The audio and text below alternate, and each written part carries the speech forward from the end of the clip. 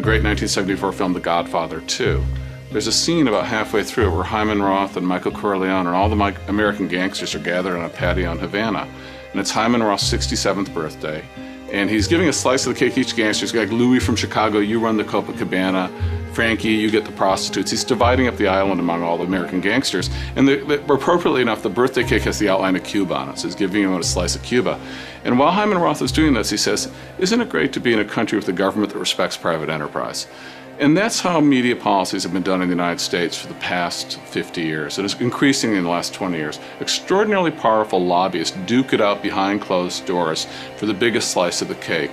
The public knows nothing about it. It doesn't participate. And that's the problem we face.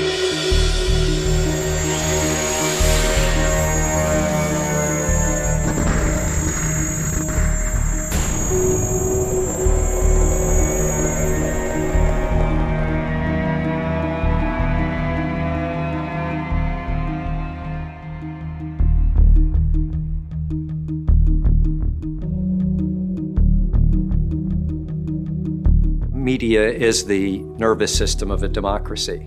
If it's not functioning well, the democracy can't function. We're heading toward an election where most people are never going to be in a room with Kerry or Bush.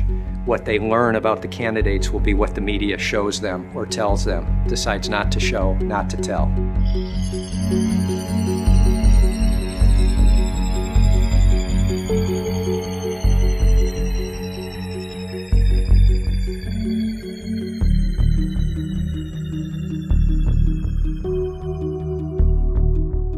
People are faced with critical choices about the future of the country when they go into the voting booth. And I go in, and I have been, through the course of a campaign cycle, subject to false, distorted, caricaturing, and I may not even know where it's coming from because often there's an echo effect off places like cable and like radio, and those wrong pieces of information are repeated and repeated. By the time it reaches me, I don't even know what the source was. This is the environment we're living in, and it's fundamentally undermining democracy, which is based on knowing some good and solid information so I can make an informed choice.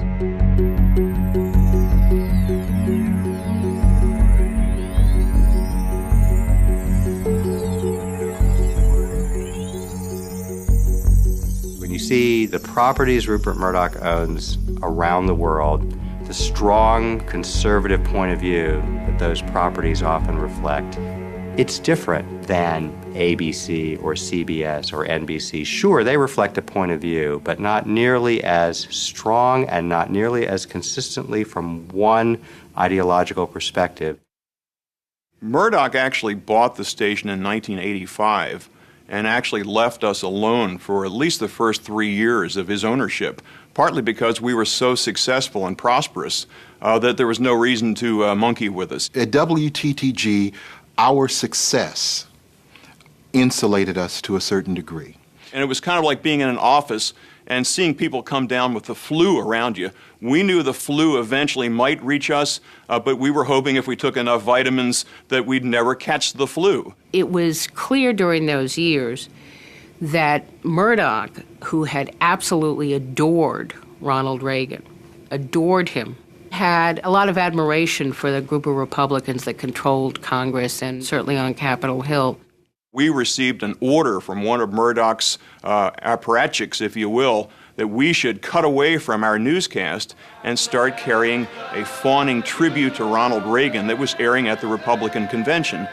We were stunned because up until that point we were allowed to do legitimate news, and suddenly we were ordered from the top to carry propaganda, carry Republican right-wing propaganda. There was a cultural underpinning to what Murdoch wanted. Race issues, AIDS. I constantly remember complaints that there was too much being done on AIDS. He also couldn't stand the Kennedys. Ted Kennedy was a longtime opponent of Rupert Murdoch. And one celebrated occasion, we were ordered to run a long, uncut piece from A Current Affair that was rehashing the whole matter of Chappaquiddick. It had zero news value. We were told you had to run this thing uncut. You could not even edit it down and just run a snippet of it. I think they evolved in later years especially after Roger Ailes took over and really got the Fox News Channel up and running, into a far more sophisticated kind of operation. What we saw in my era was really the birth of this sort of thing and the roots of what came later. I'd just like to say how delighted I am that we've now reached this moment when we can firmly announce the starting of a Fox News Channel and a much greater effort on the build-up of Fox News in every area. We'd like to be premier journalists. We'd like to restore objectivity where we find it lacking, and certainly there could be that interpretation because of my background, but I left politics a number of years ago and have run a news organization for the last 2 years. So we just expect to do fine, balanced journalism.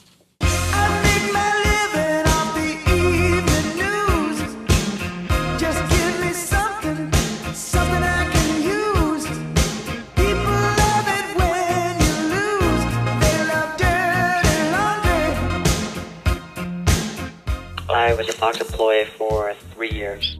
I worked in the news. On air or behind the camera? I'd rather not answer that. I think I'd rather keep myself anonymous. You'll disguise my voice. Yeah, I've heard directly from folks, both as correspondents and as bookers, who've expressed very great reservations, almost as if they're being monitored by a Stalinist system, afraid to be seen talking to the wrong person or having the wrong kind of email exchange. You're either one of us or one of them. And in leaving Fox News, for example, there were a number of people at the organization, the head of the organization, tried to ruin my career simply because I was leaving, because I didn't leave on their terms, because I refused to sign a confidentiality agreement. That was another reason for them to try to keep me from getting my next job.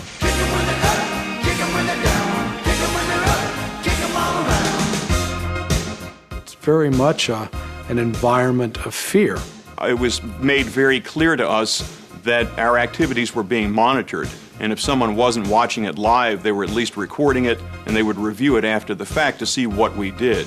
We weren't necessarily, as it was told to us, a news-gathering organization so much as we were a proponent of a point of view. Fox has already been successful in sort of branding me as somebody who can't be trusted, and as a result, I'm already sort of on thin ice regarding my current employer.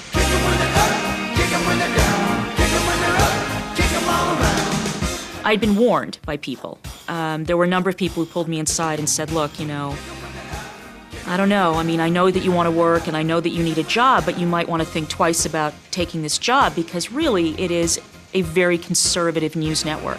Now that I've learned comedy writing at Fox News Channel, I guess I should be doing stand-up in the clubs. I think that if you don't go along with the mindset of the hierarchy in New York, if you challenge them on their attitudes about things, your history. I suspect your research has discovered the memoranda that were written by John Moody and by Roger in terms of setting the tone for the day. The message of the day is a very political device. Let's spend a good deal of time on the battle over judicial nominations, which the president will address this morning. Nominees who both sides admit are qualified are being held up because of their possible, not demonstrated, views on one issue, abortion. This should be a trademark issue for FNC today and in the days to come. There was nothing covert about the way the managing editors in New York or Washington operated. They made it perfectly clear what they expected from us. The so-called 9/11 Commission has already been meeting. This is not what did he know and when did he know it stuff. Do not turn this into Watergate. Every morning there was a detailed list of subjects to talk about, not talk about. Kerry's speech on the economy at Georgetown is likely to move onto the topic of Iraq. We should take the beginning of the Kerry speech and see if other news at the time is more compelling. It is not required to take it start to finish. They were just actually issuing edicts to the reporters to control what they could say and how they could say it. Let's refer to the U.S. Marines we see in the foreground as sharpshooters, not snipers. which carries a negative connotation. When headquarters sent a memo every morning and said, we want to touch on the following issues, we want to cover the following stories, we want to do them in this particular way, our job and our objective then was to execute the plan. The pictures from Abu Ghraib prison are disturbing. Today we have a picture, aired on Al Arabiya, of an American hostage being held with a scarf over his eyes, clearly against his will. Who's outraged on his behalf?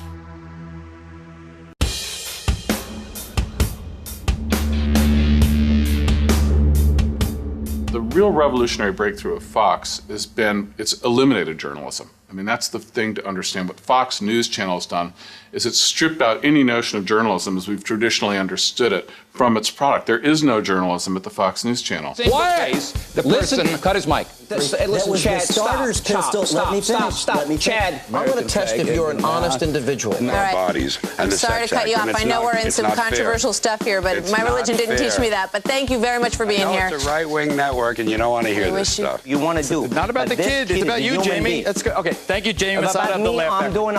Yes. Good night. Thank you, Jamie. Thank you, sir. Don't take your cheap little pathetic shot. I am telling you that that's what you're taking cheap little pathetic shots. Just giving his trying record. to tell you what the truth is. No, you're misrepresenting his record. I'm telling the truth, sir. That's the Looked at truth it. about his record. I understand what your position is not correct. I'd like to hear one single... you're on satellite radio, because you can't get on regular radio. Paula Evans, Winston-Salem, North Carolina. Bill, if you are so concerned about public figures being bad role models for children, please stop rudely interrupting your guests and telling them to shut up. Well, the shut up line has happened only once in 6 years, Miss Evans. Well, I think that asking a student to stay in the closet in order to go to school is a lot like asking an African-American student. No. Want to know what I was doing? Shut up. Please don't tell me to shut up. As respect, why did you have to tell him you were an atheist if you didn't have any trouble reading the oath? Why didn't you just shut up? What Jimmy Carter should do is privately give Mr. Bush his opinion and shut up publicly. That would be best for the country. And it is our duty as loyal Americans to shut up once the fighting begins. Once the war against Saddam begins, we expect every American to support our military, and if they can't do that, to shut up. All he's got in 6.5 years is that I misspoke, that I labeled a polka war to Peabody. He writes it in his book. He tries to make me out to be a liar. No. Hey, shut up. No, you had your 35 minutes. Shut up. The techniques of odd polling and odd graphics of Democrats and weird banners in the lower third of your screen. These are all pretty sophisticated techniques, and they work in collaboration with the most genius marketing slogan in history, which is fair and balanced. So if you're the graphics department and you can put up a liberal flip-flopper as the Chiron, hey, that's great, because the next time the graphics department has a discussion with management say, oh, you guys have been doing a great job. Graphics are always moving in the background. They've sort of pioneered the use of the American flag as an icon of your news broadcast. So there's a lot of stuff that people come up with on their own, which in other news organizations, you'd never think of coming up with some of the stuff, much less even putting it on the air. But at Fox News, there's sort of you're rewarded for pushing the envelope. And if you're pushing the envelope against a Democrat and in support of a Republican, that's great. The problem comes if you try to push the envelope or, God forbid, should put in some sort of similar sort of style or approach to Republican, then you get yourself in trouble. Probably 1999, I created the Fox News Alert. We were striving to accomplish a sense of urgency. Urgency in the sense that what was about to be delivered after the Fox News Alert was very important. Quote-unquote shocking news, specifically Columbine, and all the other important news stories of that time. But now, looking back, now that I'm not there, I find it interesting that I've seen the Fox News Alert used for stories like Bennifer, J-Lo and Ben's relationship. I mean, this compared to a school shooting, and there's really no relationship to me. And I don't understand why, based on what we originally created it for, why they would choose to use it for a story like that. Because the sound and the visual is associated, or originally was associated, with things that were much more important. This is a Fox News Alert. A very busy day for Martha Stewart. Earlier today, she met with her parole officer. No, they deliberately blur it, and I find it very hard to believe. There's no separation between Bill O'Reilly, the interviewer, and Bill O'Reilly with his talking points. I mean, there's just no separation at all. Jimmy Carter is making yet another mistake, and this time, there's no excuse for it. And that's the memo. Now for the top story tonight, another view on this. It's very hard on Fox News to separate news from commentary because it all blends together. That's what makes it so ridiculous, that slogan, "We report, you decide," because there's no TV news channel in history that's ever reported less. For example, a Brit Hume newscast, which is presented as a newscast, I think you see a lot of attitude and opinion, both from the anchor and from the reports. Welcome to Washington. I'm Britt Hume. There was further evidence today that President Bush's days of absorbing John Kerry's attacks without counterattack are over. Fox blurs the line between news and commentary all over the place. We are to believe that Britt Hume is the anchor of a news outlet. He doesn't bring strong politics to it. He just happens to anchor the newscast like Peter Jennings. On Sundays, Britt Hume turns into a rather caustic right-wing pundit. Look, this goes to Murdoch, too. He doesn't believe in objectivity. He doesn't believe, he has contempt for journalism, I think. I mean, they wanted all news to be a matter of opinion, because opinion can't be proven false. And I think that's very dangerous, because if people don't have a set of facts that they can agree on, I think it's difficult to reach a consensus on, what's correct public policy. It wasn't so much a scripted design that promoted the off-the-cuff ad-libs that you see so often on Fox News Channel. It was sort of a reinforcement. John Kerry is Jane Fonda with the Burberry scarf tied around his neck. Any ad-lib that made the Democrats look stupid and made the Republicans look smart would get an attaboy, a pat on the back, a wink, or a nod. Well, there's an old pizza expression, you've tried all the rest, now try the best. Some people say, especially on that panel there, those commissioners, that Condoleezza Rice might be the best, and we haven't heard from her publicly, at least. Are you saying the commission's cheesy? You wouldn't say that. No. They're crusty on the panel? Okay. John Kerry has Kim Jong-il on his side. Barbara Streisand? What could go wrong? North Korea loves John Kerry. Really? Yeah. There's no sense of integrity as far as having a line that can't be crossed. Not having that sort of line becomes very tempting for somebody to self-promote by crossing a line, saying something funny that you would never dare say if you were stepping back and looking at it from the sense of a journalism school, and is this the right thing for journalism? Would never happen. Other journalists use phrases like "some people say" or "officials say" when they're trying to insert anonymously information in a story that sort of advances the storyline. Fox does it in a different way. "Some people say" is Fox's cue that I'm pretending to be an anchor, so I can't say this is my opinion or this is Roger Ailes' opinion, but some people say. Some people say that'd be a pretty good choice.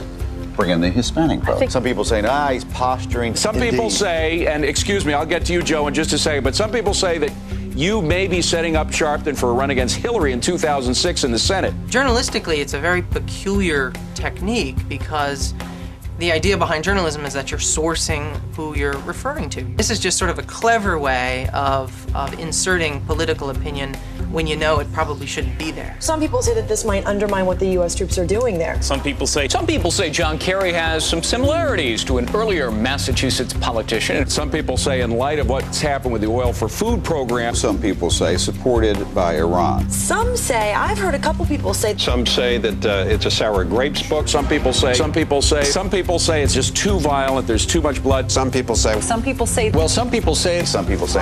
Some say it. Some people say. Some are saying. Some people say it. There's some people who say something, if not major, has already happened. Those are his words. Some people say it's exploitive. What do you say to that?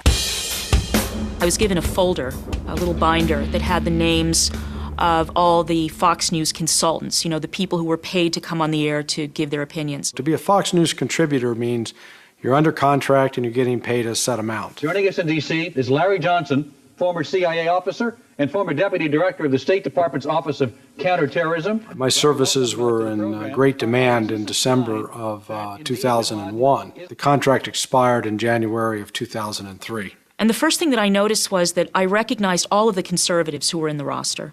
They were very well-known people who had come from, talk radio or from some sort of political background. And so I knew all of those people, and they were very, very strong people. I came in and was always, I was going to call it as I saw it. For example, the edict came down apparently to stop referring to suicide bombings in Israel as suicide bombings, to call them homicide bombings.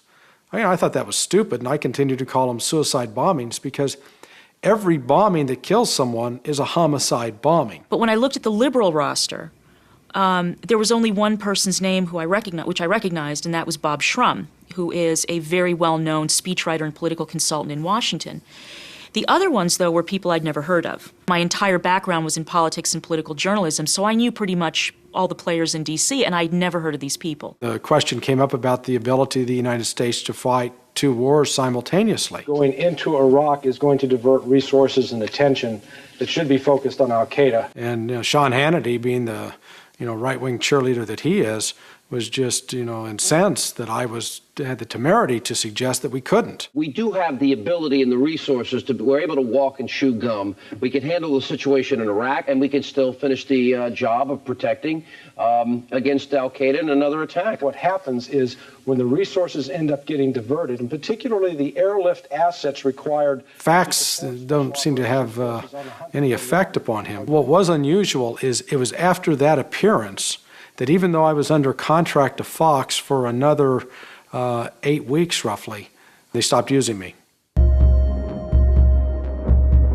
Your government failed you.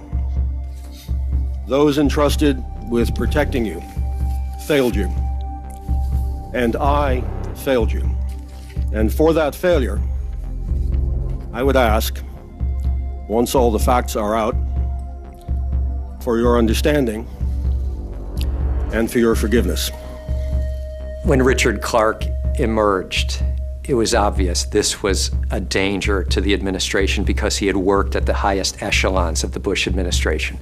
And it was almost like Fox News was working off of the playbook coming out of the White House, that he had to be torn down, he had to be turned into a Democrat, a liberal, a Kerry guy. He is bringing this up in the heat of a presidential campaign. Can you assume from what he's saying that he has now become a political operative? Do you feel that there is a political... He is, as some have suggested, auditioning for a job in the Kerry administration. He's sucking up to another administration. He said when he came to me to ask for my support with Tom Ridge. He had been angling for a top job in Homeland Security Department and did not get it. See, one of the things that Fox does and conservatives do is they don't have to win every argument, but if they can muddy the argument enough, if they can turn it into a draw, that to them is a victory, because it denies the other side a victory. Well, Sean, there are apparently two Dick Clarks here. Dick Clarke has been on three sides of a two-sided issue. He's totally contradicted himself. His statements are contradictory. There's a lot of information that contradicts Clarke. And aren't there sufficient contradictions?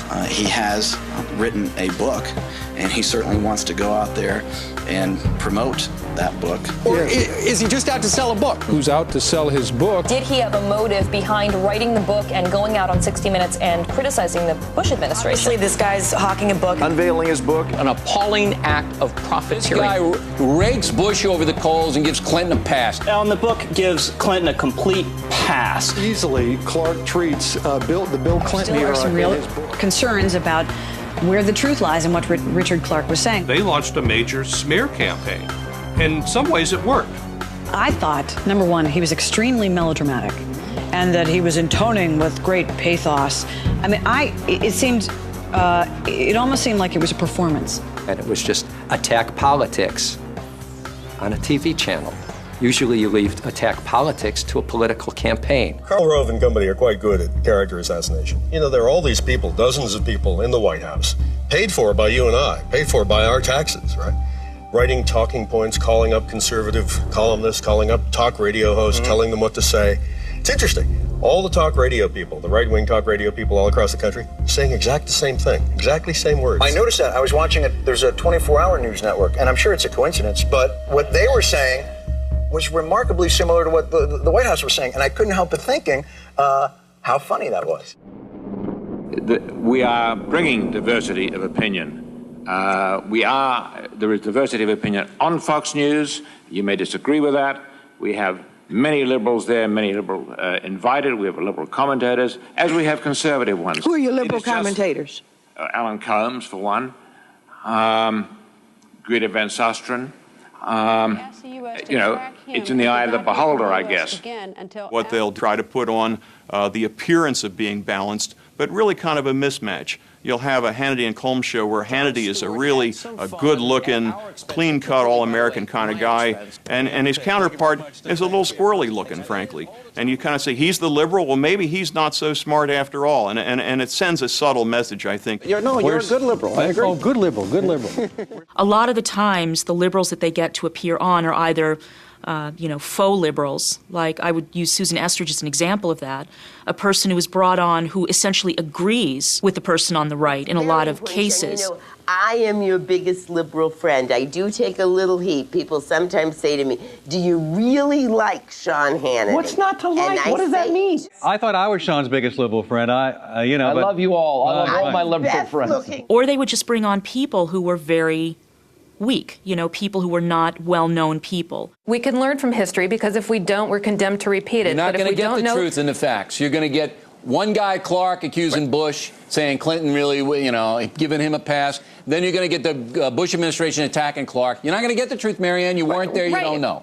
Right. You're probably right about that. Even the people who are supposedly liberal in those panel discussions, they know that to challenge the guests and the other hosts too forcefully, they'll certainly find someone else to stand in your place if that's the case. You're spinning now. I'm not right wing. I believe in global warming.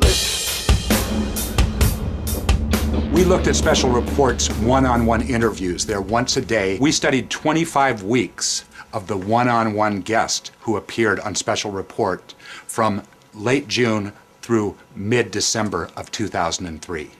Republicans appeared 5 times as often as Democrats on one-on-one newsmaker interviews. That means that Republicans made up 83% of the partisan guests, while Democrats made up just 17%.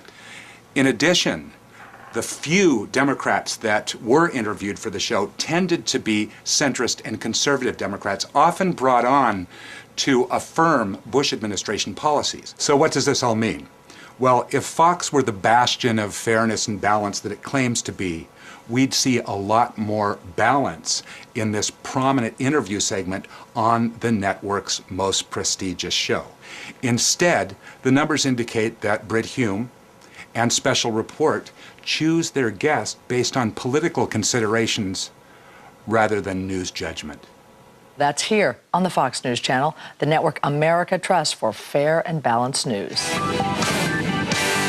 My criticism of Fox News isn't that it's a conservative channel. It's the consumer fraud of fair and balanced.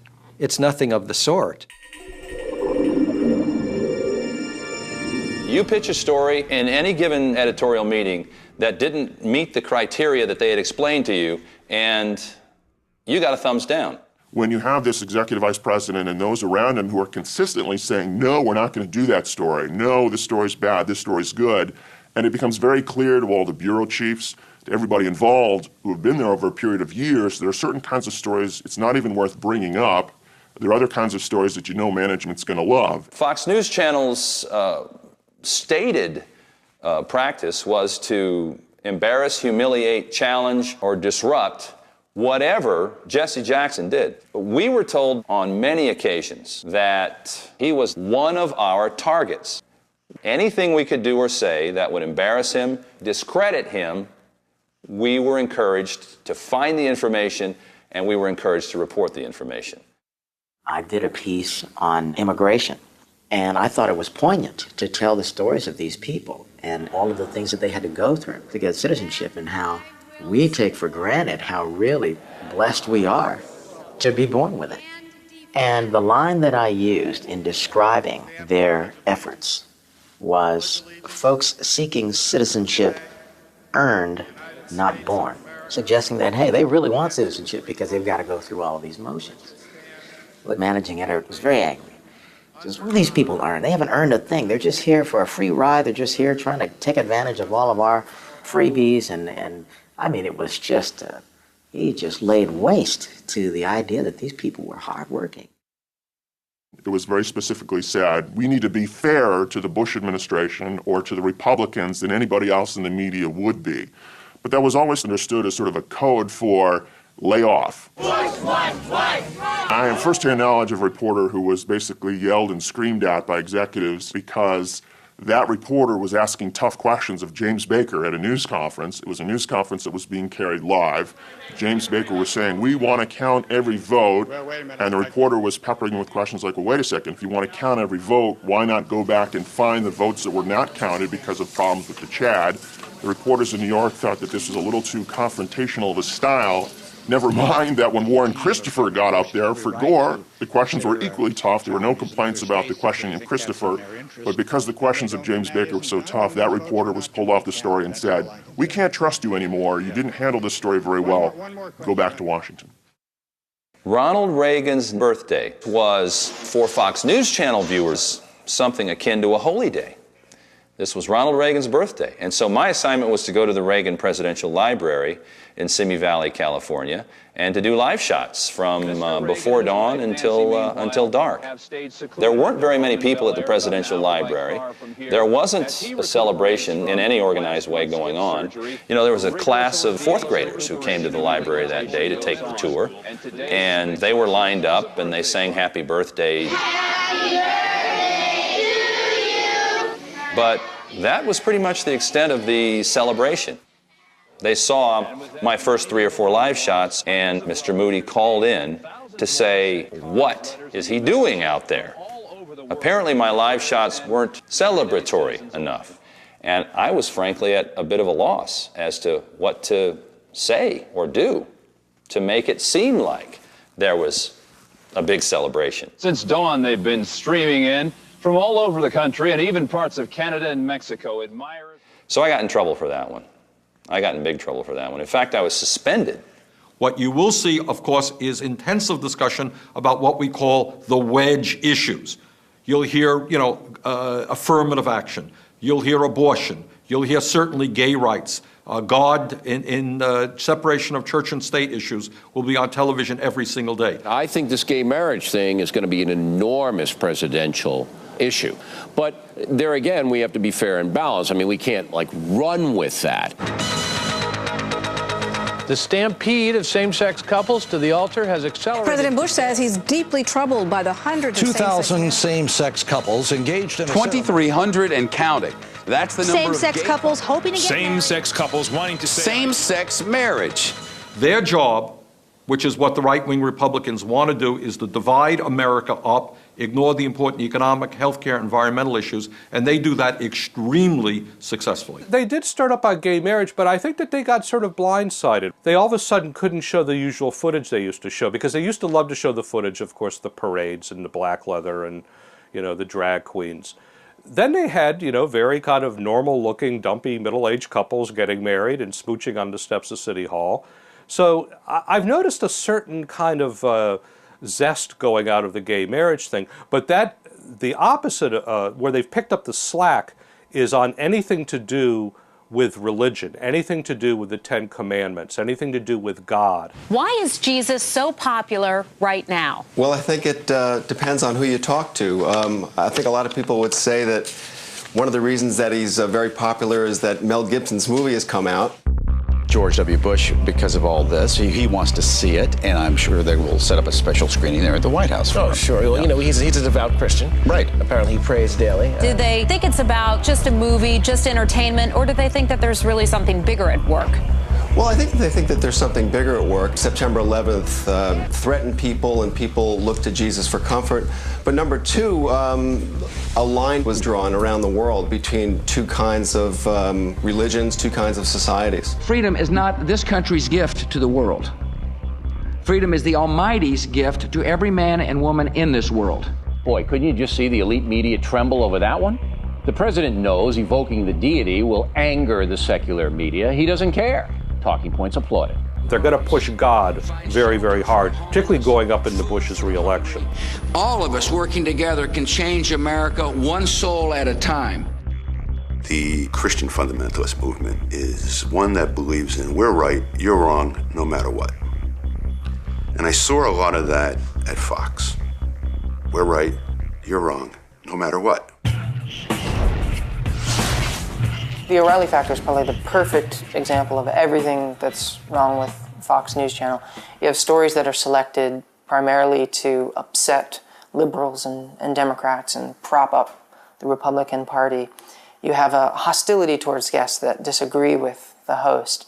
And you have a host who, in service of his conservative politics, will distort facts, will misrepresent things, and will, in some cases, just fabricate. In the personal story segment tonight, we were surprised to find out that an American who lost his father in the World Trade Center attack had signed an anti-war advertisement that accused the USA itself of terrorism. Jeremy Glick is the son of a Port Authority worker who died at 9/11, and he had signed an anti-war petition, and O'Reilly had to have him on. And they were so persistent about getting me on the O'Reilly show because they found out that I was on the advisory board and signed a statement that was against the war, and then I was directly impacted by 9/11. The success that I had on the O'Reilly show had to do with just practice and preparation.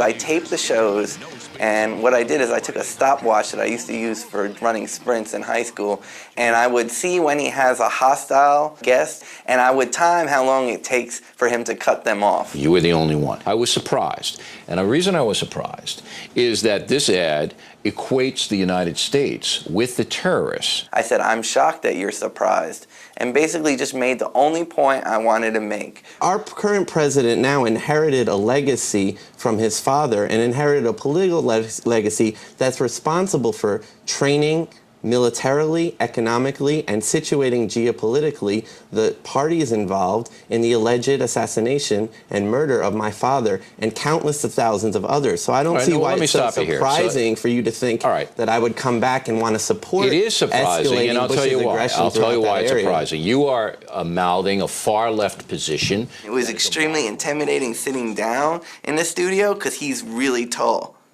And dude, he lords over you. You see, I'm sure your beliefs are sincere, but what upsets me is I don't think your father would be approving of this. Well, actually, my father thought that Bush's presidency was illegitimate. Maybe he did, but I don't think he'd be equating this country as a terrorist nation. Well, I wasn't saying that it was necessarily like that. You signed this and it absolutely said that. Jeremy was pretty cool during it, and he was giving his political views, which were very to the left of O'Reilly's. And he said, I don't really care what you think politically. And I said, obviously you do care, because A, you brought me on the show, and B, I told him that he uses 9/11 and sympathy with the 9/11 families and the lives lost to rationalize his narrow right-wing agenda. You evoke sympathy with the 9/11 families. That's a bunch of crap. So I've done more for the 9/11 families, by their own admission. I've done more for them than you will ever hope to do. Okay. So you keep your mouth shut when you see me exploiting those people. You're not representing me. And I never represent you. You know why? Why? Because you have a warped view of this world and a warped view of this country. Well, explain that. Let me give you an example. No, I'm not going to debate this with you. Well, let me give you an example of parallel experiences. No, on September 14th. Here's the record. All right? You didn't support the action against Afghanistan to remove the Taliban. You were against it. Why would I want to brutalize and further punish the people in Afghanistan? Who killed your father? The people in Afghanistan didn't kill my father. Sure they did. The Al-Qaeda people were trained there. The Al-Qaeda people? What about the Afghanistan? See, I'm more angry about it than you are. So what about George Bush? What about George Bush? He had nothing to do with it. The director, senior, as director. He had nothing to do with it. So the people that trained 100,000 mujahideen who were I hope your mom isn't watching this. I hope your mother is not watching this. It's unfair for O'Reilly to evoke both my mom and my father in the interview, especially when I wasn't. You know, I mean, my mom is a grieving widow prematurely of a violent, horrific turn in their lives. My dad was only 55. They were working people, working class, middle class. They were not retiring for a while. And their life is basically destroyed. Their life together is destroyed, and destroyed in circumstances that I wouldn't wish on my worst enemies, including Bill O'Reilly. Because that's it. I'm not going to say any more. Okay. In respect for your father... It's September 14th. Do you want to know what I was doing? Shut up. Please don't tell me to shut up. In respect for your father, who was a Port Authority worker, a fine American, who got killed unnecessarily by barbarians. By radical extremists trained by this government. Respect not for the him. People of America, I'm not the ruling class, the small minority. Cut his mic. I'm not going to dress you down anymore, out of respect for your father. We'll be back in a moment with more of the factor. We're done? We're done. You see him gesturing to security guards. And then came the after-film performance. After they're off the air, he said to the kid something to the effect, "Get out of my studio before I tear you to pieces." So Jeremy, and I've talked to him since, actually went to the green room to get a cup of coffee. And the executive producer and the assistant encouraged me to leave the building because they were, quote, concerned that if O'Reilly ran into me in the hallway, he would end up in jail. This is our house here. If somebody comes to your house and begins spitting on the floor, you'd remove them. Glick was out of control and spewing hatred for this program and his country using vile propaganda. The next day, I just turned on and watched the follow-up and saw my views totally distorted. Next thing I know, I was saying Bush planned 9/11. Glick was saying without a shred of evidence that President Bush and Bush the elder were directly responsible for 9/11. Now, that kind of stuff is not only loony, it's defamation. That paints me as a fringe conspiracy nut. This kid said nothing about President Bush and his father, Bush the elder, orchestrating the attack on their own country. So O'Reilly's just lying here. He came on this program and accused President Bush of knowing about 9/11 and murdering his own father. Glick said, "Can I sue him?" And so I called the lawyer who was in my case of Fox versus Dutton and Franken. He says, "Well, the kid has to prove that O'Reilly knew he was lying. And O'Reilly is so crazy, he lies so pathologically that it's harder to prove that O'Reilly knew he was lying." So oddly enough, if someone has a record of crazily lying, it is harder to sue them for defamation.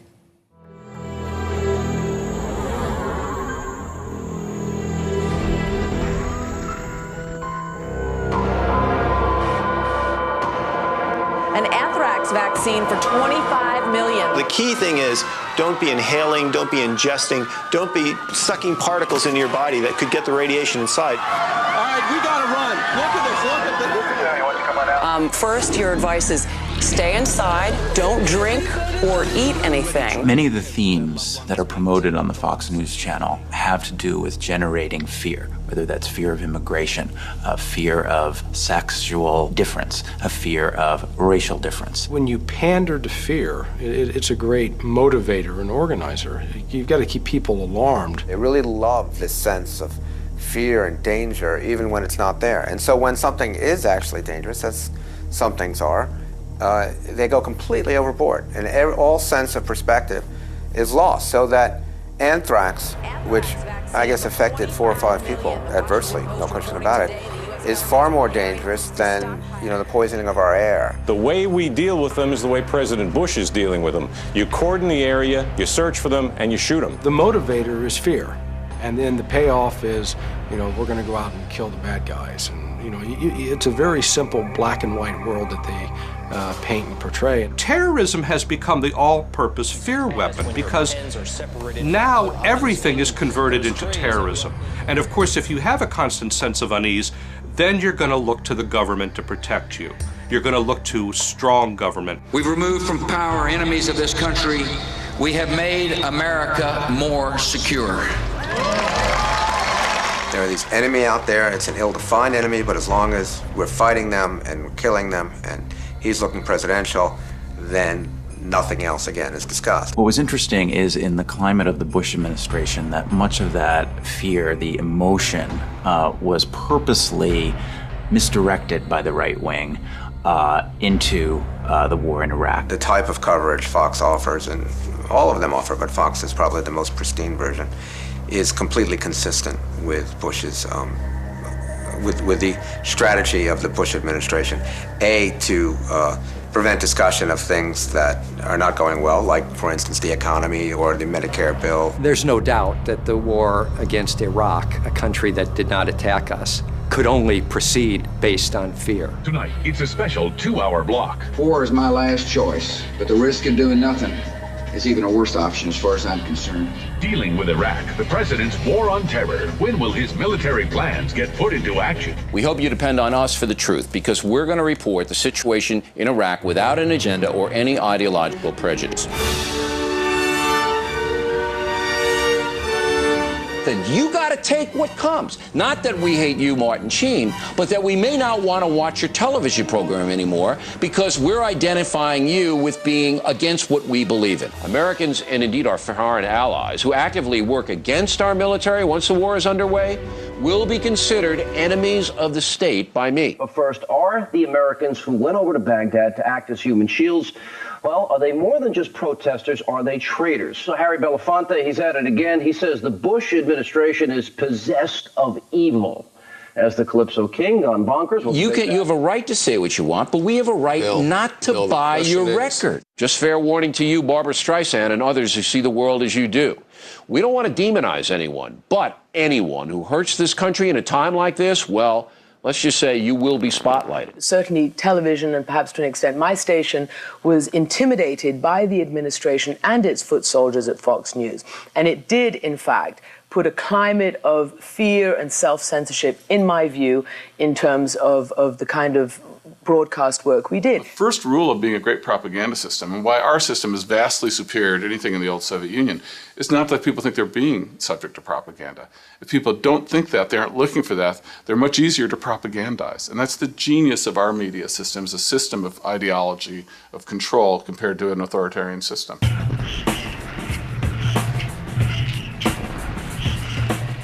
Listen, we're making good progress in Iraq. Sometimes it's hard to tell it when you listen to the filter. Tremendous progress in Iraq. All the kids are back at school, 10% more than when Saddam Hussein was there. There's 100% more fresh water. It's a fresh start for Iraqi athletes. So far, 2,500 schools have been renovated. Are Iraqis better off than they were 1 year ago? Yes, they are definitely better off. As these brave athletes look forward to making Olympic gold. I mean, there's so many positive developments. Fox has made a decision to present the Iraq War as a success and as an ongoing success. The Baghdad Equestrian Club is open for business. And yes, you can play these ponies. It's the Iraq you don't hear about. Falling unemployment, rising wages, interest rates down, foreign investment up. Life for 95% of the Iraqis is already immeasurably better than it was under the decades of Saddam's rule. There's no question about that, and that's what's the least reported story over there. You go to the markets, they're thriving. Big fat fish coming out of the Tigris and the Euphrates River. Young men in Baghdad blowing off steam with their cars. The guys gather to put their wheels through the paces once a week, something they say they were not allowed to do under the old regime. The senior producer told the 2 or 3 writers for her news hour, she told us, now just keep in mind it's all good. This is such a fair and balanced issue. Keep it positive. We've got to emphasize all the good that we're doing. She at that point made a reference to rebuilding schools, bringing democracy to Iraq, and then she said, see, big progress. Yoo-hoo for us. Things were actually at that point going quite badly.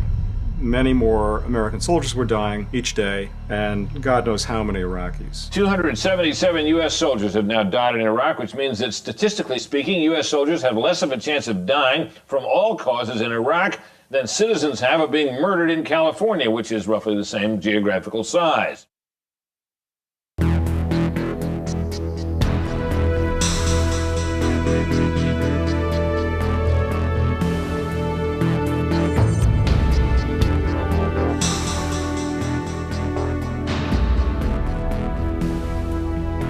The People survey is interesting because you were looking at questions of basic true-false kind of factual nature. Did we find weapons of mass destruction in Iraq?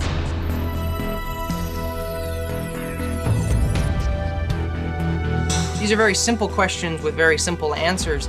And what the survey found was that the more likely you were to watch Fox News Channel, the more likely you were to have completely incorrect assumptions about these things.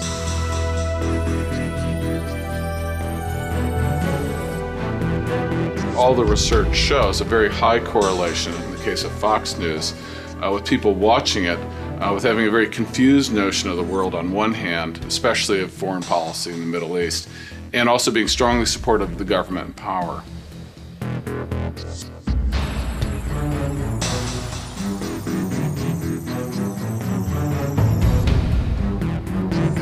And this is an extraordinarily disturbing trend for the media. I mean, for any self-respecting journalist, if you're told the more people consume your media, the less they'll know about the subject and the more they'll support government policy. And that's exactly the worst thing any journalist would ever want to hear, or should want to hear.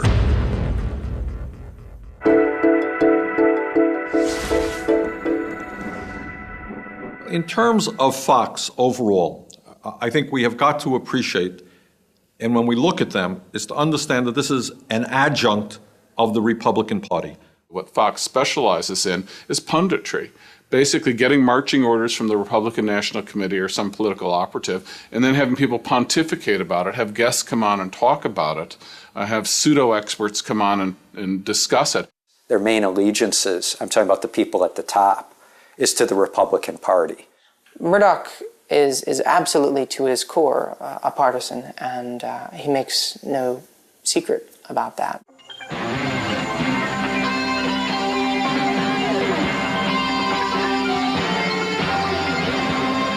George W. Bush sat for an interview in Austin with Fox News Channel's Carl Cameron, who joins us now with highlights. Hello, Carl. Hi, Brett. Well, it was well known in the summer of 2000 that Fox's lead political correspondent covering the Bush campaign, that his wife was campaigning for Bush. Bush does have a halo. Okay. Tell me when you're ready, guys. Things are good. Your family?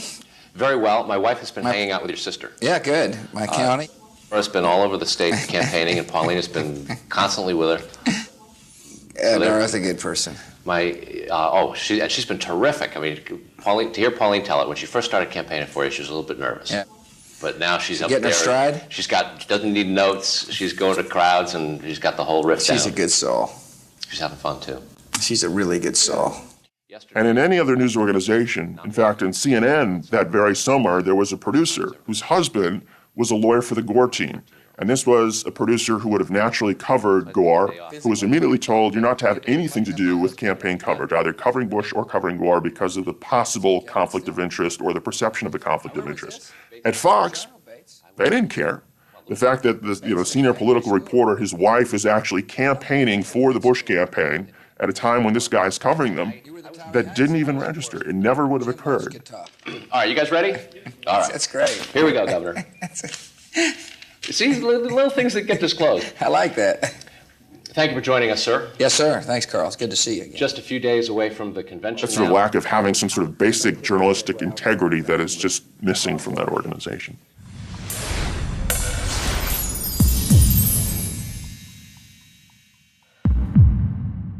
First person who made the call to say that George W. Bush had been elected President of the United States was the person who was in charge of Fox News's election analysis division, the people that crunch the exit polling numbers. That person was a gentleman named John Ellis, and he is George W. Bush's first cousin. At around 2 a.m. on election night, a new set of data had come in, and it was complex data from precincts all over Florida. The proper answer in analyzing that data unquestionably was you couldn't tell. It was too close to call. There was simply no clear winner. Instead, John Ellis called it as a clear win for George Bush. Fox News then interrupted its ongoing election coverage and announced that George Bush had been elected President of the United States. Fox News now projects George W. Bush the winner in Florida, and thus it appears the winner of the presidency of the United States. Now, what's significant about that is not the intervention of the president's cousin to declare his relative the new president of the United States. It was the fact that within minutes, ABC, NBC, CBS also fell right in line, calling Bush as the winner. George Bush is the president-elect of the United States. Bush wins. ABC News is now going to project that Florida goes to Mr. Bush. There's no way that they could have crunched the data in that time to come to that conclusion. In fact, quite the opposite. They should have come to the conclusion which the Associated Press came to, which was that you couldn't make a call. When Fox made the call that Bush had won, and the other networks followed on, that created the perception that Bush was the winner. In fact, he wasn't. But that perception was what really held for the next 37 days. And I would suggest to you that that call on election night had more to do with making George Bush president than any recount or ballot design issue. We gave our audience bad information. Our lengthy and critical self-examination shows that we let our viewers down. I apologize for making those bad projections that night. It will not happen again. In the old Soviet Union, you used to hear about the party line shifting 180 degrees. Watching Fox News at the end of Clinton, where it was all attack mode, where they were just vicious watchdogs. And then Bush takes power, and they're like little lapdogs. It was like night and day, and it's a party line shift. The president has the direction and the vision to take us into the future boldly and with courage and with optimism. He is an extraordinarily straightforward leader. He says what he's going to do and he does it. The president stands for steady leadership during a time of enormous change and challenge. But the president is on Air Force One and the plane has now touched down in New Mexico. This is as strong a pro-national security conservative president as I've ever seen. This is a guy who says what he means and means what he says. But the president is a gentleman. You know, he set a different tone for his campaign.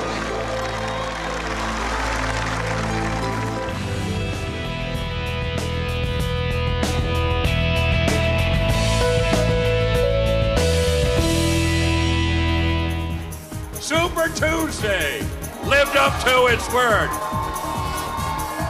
And this was a super night for our candidate, John Kerry, and a super night for the Democratic Party. He's a super nominee.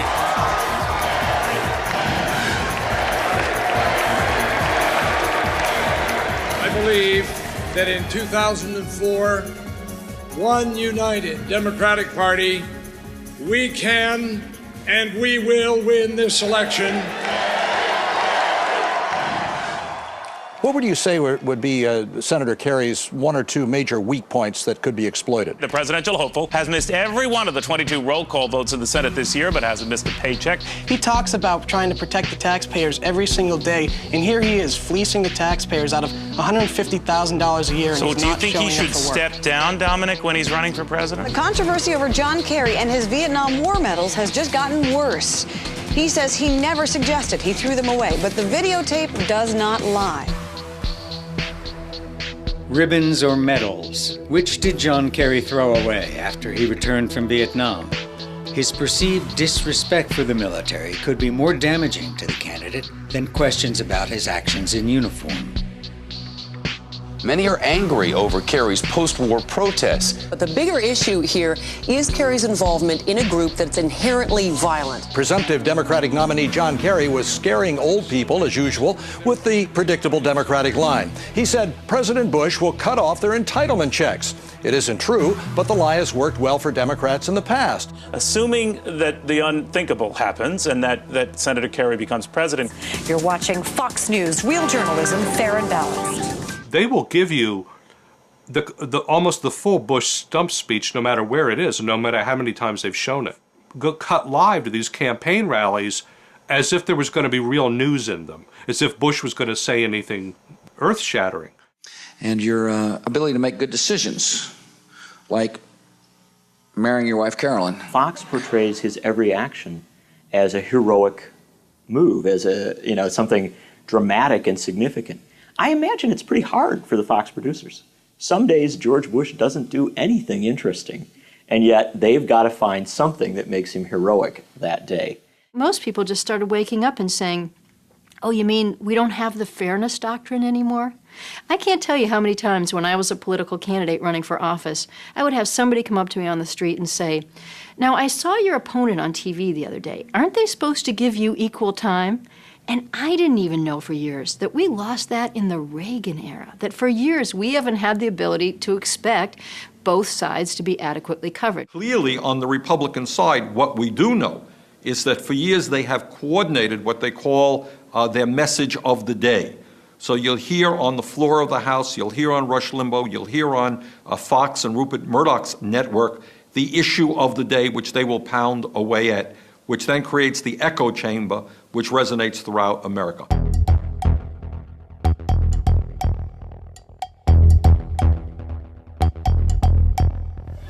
Here's what he said. I actually did vote for the $87 billion before I voted against it. Senator Kerry recently said, quote, I actually did vote for the $87 billion before I voted against it. End quote. Kerry, starting to feel the heat for his flip-flop voting record, is in West Virginia. Is President Bush doing a good job of defining Kerry as a flip-flopper? And you're saying he flip-flopped on the issue of this? Because he does seem to agonize and flip-flop over and over and over again. He's flip-flopped on all these issues. Beneath Kerry's flip-flopping is an opportunistic flip-flopper. You're talking flip-flops. New brand of summer footwear, John Kerry flip-flops. They say that he flip-flops a lot. So he's flip-flopped now on every major issue. Would those be the flip-flops? Because he's flip-flopped on everything else. Is Senator Kerry guilty of flip-flopping on these? Flip-flops like crazy. First of all, flip-flop. You've seen him flip-flop on a whole variety of issues. Opportunistic flip-flopper who doesn't have any principles. Is that a little harsh? I think it shows one thing, the weakness of John Kerry. You're watching Fox News, real journalism, fair and balanced. Just 263 days until you get to cast your vote and decide that George W. Bush deserves a second term. John Kerry may wish he'd taken off his microphone before trashing the GOP. His coarse description of his opponents has cast a lurid glow over the campaign. Presidential hopeful John Kerry got caught on tape in some candid remarks that he didn't want everybody to hear, but we did. John Kerry has been lashing out at President Bush and, by extension, Republicans for a long time. Nothing new there. You see a picture of George Bush, you expect to hear organ music that would come out of a church swelling, the backlit head, you know, the Madonna look, and then a picture of John Kerry flashes, and you hear the devil's voice. This is the devil. He is evil. Is it true, the reports that we're seeing, did John Kerry on the slopes curse out a Secret Service agent? Is that true? I think Kerry needed this vacation. He was showing some fatigue. I mean, the crooks... Only 217 days and counting until George W. Bush is reelected. They're saying John Kerry looks French. John Kerry looks French. Kerry, the man who would be America's first French president. When you're at war, there are two models. You have the Churchill, Reagan, Thatcher, Tony Blair, George Bush model, or you have the McGovern, Jimmy Carter, French John Kerry model. Are the Republicans going to effectively be able to make Kerry French? Good afternoon, everybody, or as John Kerry would say, bonjour. French are thinkers, and that doesn't go into the code of the American presidency. I mean, you know, the French, the thinker, le penseur, Rodin, I mean, they think, and they never do anything with their thinking. I believe that Mr. Kerry has to get away of this image if he wants to win. Right now, I think he's not in the American archetype. Why? He's on vacation. If the archetype is to take action and you are taking vacation, I mean, you're definitely not, you don't fit the code, you are off code. And Mr. Rapai, yes. Thank you very much. You are hereby invited back. Every week, there's so many ways you can play the economic story. At Fox News, it's only the upbeat. They select statistics that prove the economy's moving up, and thank God for President Bush for doing it. Economy, of course, shaping up to be one of the hot-button issues in this presidential campaign. Polls show the economy is shaping up to be a major issue of the presidential campaign. They're all amazed at the strength of the economy and how it's picking up day by day. I think the economy's growing, and I think it's going to get stronger. The economy is very, very strong right now. It continues to get stronger. The latest reading on the nation's gross domestic product confirming it rose at a healthy 4.1%. Sales of existing homes up 2% last month. The economy is behaving like it's on steroids at the moment. The fact is that the economy is improving. The economy will roar in 04. Every sign indicates Roar in 04. That sounds like a Bush. 204 days until George W. Bush is reelected. We're creating jobs. Good, high-paying jobs for the American citizens. The president goes to Charlotte to talk about job training. Buoyed by the 300,000 job figure last week, he can boast his policies are working. New jobs grew last month at the fastest rate in 4 years. With the news this morning, 308,000 new jobs were created last month. They're drinking the Maalox right out of the gallon bucket at the Kerry campaign. What this Kerry plan will do is punish successful companies, and that's bad. If you want to destroy jobs in this country, you raise taxes. John Kerry's plan to bring millions of jobs back to America. Well, someone here says, watch out. Kerry's plan will end up killing more jobs instead. I said previously that the market was neutral on John Kerry. I think that was utterly wrong. I think the market is down on John Kerry. When the market goes down, down, one of the things you often hear is the market is worried about a Kerry victory.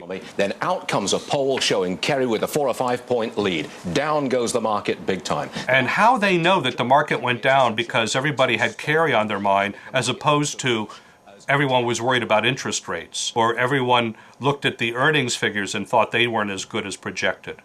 But they love to pretend that they're Karnak the Magnificent and they can read the mind of the market. Sure, we got terror threats, gas prices sky high, but Forbes says the economy's still strong and getting stronger every day. There you have it, 196 days till we re-elect George W. Wait, the election's over? All right, thanks for letting me know. It's almost there. I think Fox News, of all our subsidiaries, had the best increase in profits. What makes Murdoch particularly dangerous is that he's foremost a politician. And he will use his immense media power to shape the content, especially the news, that furthers his interests and those of his allies, including the conservative Republican community. After all, Fox News is nothing more than a 24/7 political ad for the GOP. At MSNBC, I worked as a senior producer on the Phil Donahue primetime show. From the beginning, they were saying to us, we have to be balanced, giving them instructions not to be too confrontational, don't be too partisan, don't be too angry. Now, by the end of our tenure, balance wasn't enough. And this is the Fox effect. They mandated that if we had two left-wing guests, we had to have 3 right-wing guests. If we had 1 anti-war guest, we had to have 2 pro-war guests. And that's how we ended the show. So we're like trying to outfox Fox. You cannot outfox Fox. But MSNBC and the others have tried. CNBC has tried to outfox Fox. Since the corporate structures, corporate ownership of the other channels does not allow anyone to counter-program against Fox, in television, the inclination is imitation. I think the standard right now is Fox, and I want to be as interesting and as edgy as you guys are. It's influencing its competitors. That's why, MSNBC hired Joe Scarborough. That's why CNN in recent weeks has taken to reporting pretty much anything the Bush White House tells it to report. There is a sense now that there is money in the flag, and Fox knows that, and its competitors know that Fox is onto something. Today, news business is geared toward entertainment. It's geared toward, in some cases, propaganda. It's geared toward, ultimately, the bottom line of a big corporation that owns the station, that owns the news operation. It's called the news business for a reason. It is news, but it's a business. They don't like to spend money doing serious stories. They like to do cheap, easy stories that will get a gut reaction. The thing I think that distresses me more than anything else is that a lot of the news content is not coming straight out of the newsrooms, particularly in television, but out of the promotion department. It's expensive to spend time exploring the issues. It's cheap, and everything now is a question of money. If you go to the National Association of Black Journalists, or you go to the National Association of Hispanic Journalists, or you talk to Asian American journalists who are on air, you talk to Native American journalists, you're seeing a diminution in the number of journalists that are locally based. Because in order to save money and in order to get economies of scale and scope, a lot of the broadcasters are shrinking their employee pool, and they're shrinking them in the news sectors of their stations. So a lot of the young, vibrant people who are getting experience as on-air talent in small towns are seeing those opportunities increasingly diminish. When you let a small number of companies have this much concentrated power, they will always abuse it. It's simply unacceptable in a free society. And if you don't change the system, we can be having this conversation for the next 50 years. We'll be talking about Rupert Murdoch III.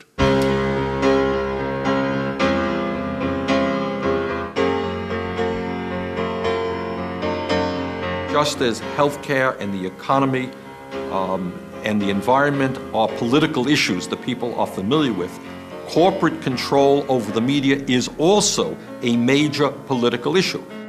When you have one network that is so powerful and so intent upon warping the dialogue, it limits that discourse. It actually influences it to be a narrower discourse. And that's what I think citizens ought to be up in arms about. We can't accept this anymore. If we do accept it, we are handing on to our children and our grandchildren a lesser democracy than we inherited. And that's the one thing we don't have a right to do. It's ironic that it's been, 30 years since Patty Chayefsky wrote Network. But I really believe that those prophetic words that were spoken by Peter Finch when he finally got out of the chair and said, "It's time. Go to the window, shake your fist and say, I'm mad as hell. I'm not gonna take it anymore." I think those are resonant words today. I think people are genuinely upset. Get off your rear end and become an activist. And if you see things that are biased, complain to the outlet and say you won't be watching it anymore. Content has to change. Power has to shift. And I think the only way we can shift power is the only way we've ever been able to shift power, by directly confronting those who hold it and taking it back. Policies have been made behind closed doors by very powerful special interests without any public involvement or participation. And what we've learned in the last few years is when the public gets aware of this and they start organizing, we can change these policies and we can make a system that actually responds to the needs of the people of this country. America's digital destiny is hanging in the balance now. With the right activism, public outcry, we can shape a media environment so that in every community, there are channels that actually serve the public interest. If you are a citizen at home right now, when you turn on talk radio, all you hear is one right-wing nut or another right-wing nut. Why don't you go to the radio station and say, I'm sick and tired of this. There are progressive voices out there. We want a balance. If a Fox TV station in your town is broadcasting reports that you know to be inaccurate, that you know to be warping the news, you, as citizens, have power. Groups like Code Pink and others have actually demonstrated outside television stations and have made noise about it. You need to basically play the Paul Revere role to, kind of ride out into the night, alerting people that there's something bad going on here and something needs to be done about it. Here's what I'd love to have happen. Family from Nebraska goes to Washington for the family vacation. We're going to visit the Air and Space Museum. We're going to visit the mall, we're going to visit the Vietnam Memorial, and we're going to visit the FCC to see a commissioner or two to tell them about what we care about. When that happens, you might start to see a little more attention. But it ain't going to happen if you don't try it. We can actually win here. The whole strength of the system has been based on people being apathetic and not thinking they could do anything about it. As soon as we rise up, it collapses like a house of cards. That's the extraordinary development of the last 2 years. It is not an issue of the right or the left. It is a populist issue about people finally saying it's their democracy and they aren't going to let 5 companies control the airways for corporate convenience at the expense of public necessity.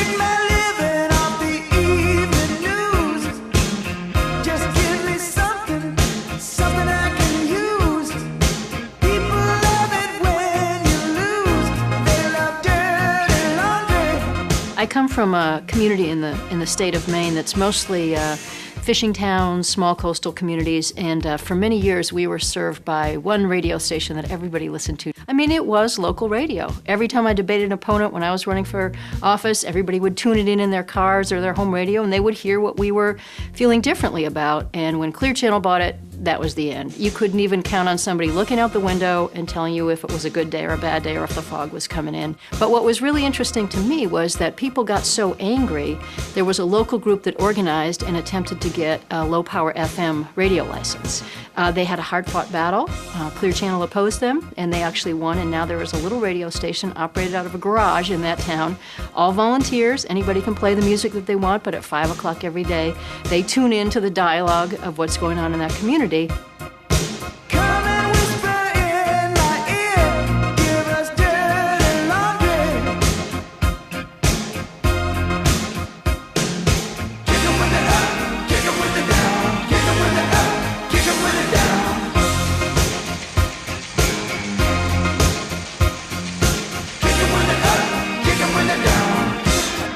we've been doing over the last decade is to create this alternative infrastructure so that we now have an online audience of 10,000 unique visitors per day to our homepage, plus the over-the-air audience of our new low-power FM radio station. And very soon, we're going to have public access TV in this community. So we've got three legs of a stool here of an alternative media infrastructure that gives us a means of communicating among ourselves and not just relying on the occasional letter to the editor in the corporate newspaper or almost no coverage in the broadcast media because they're all owned by Clear Channel and Sinclair or Fox.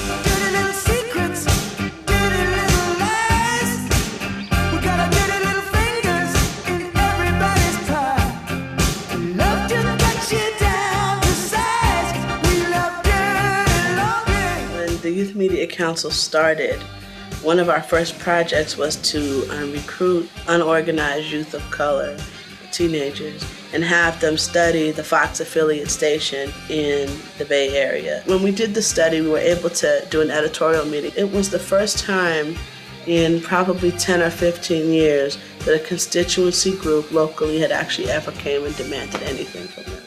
They just get to do whatever they want. Nobody cares. Nobody understands that they can demand anything. So it was a pretty momentous moment for us, to both demand something and get it from a Fox affiliate, but also to be one of the first, folks to come forward. And that's something that I think is a trend that we're trying to start now. Marginalized people don't have any concept that they can go to an editor in groups and demand something.